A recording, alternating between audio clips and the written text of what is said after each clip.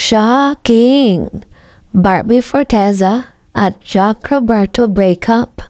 May malalim na dahilan? Mga besh, ito na ang pinag-uusapan ngayon ng buong bansa.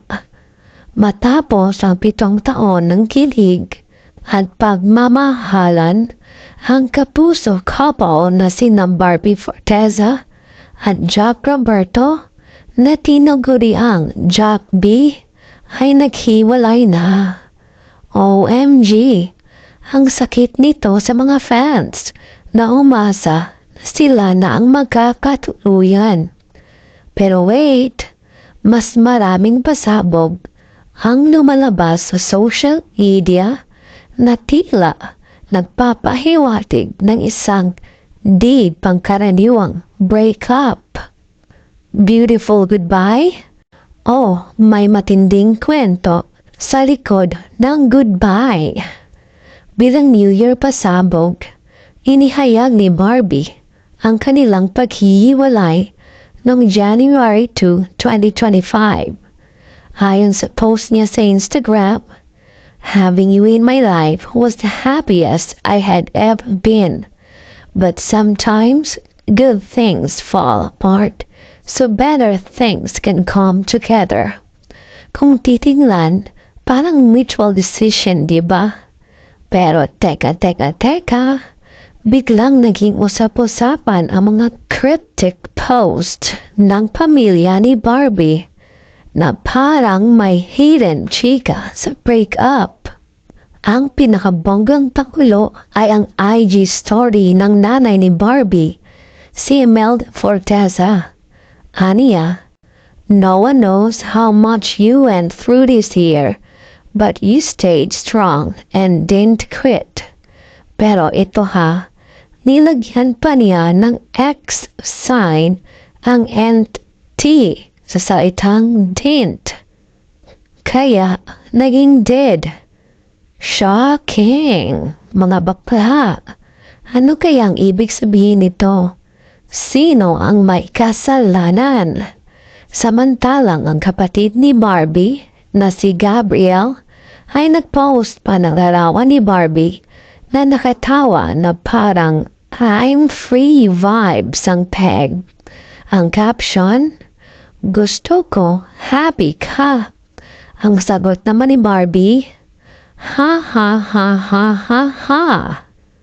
Parang ang saya-saya niya Pero seryoso, bakit parang may mga clues na hindi lang simpleng breakup ang naganap? Hala, sino nga ba ang unang nagkamali?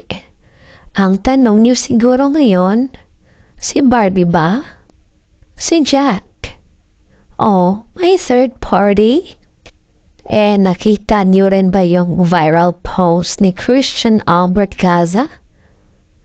Kung sino ang unang mag-post ng breakup, siya yung nakagawa ng mali. Kung pagbabasihan natin to, si Barbie ang unang nag-announce. Pero, teka, fair ba ito? Sa 7 taon ng relationship, hindi kaya mas malalim pa ang dahilan? Samantala, si Jack Roberto ay nananatiling tahimik kahit na social media ay nagkagulo sa kanilang breakup. Walang drama post o anumang pakama mula sa kanya. Bakit kaya? Gentleman ba siya at ayaw makipagsiraan? O baka naman guilty, kaya pinili niyang manahimik? Sis, ano sa tingin niyo? Team Barbie ka ba o Team Jack?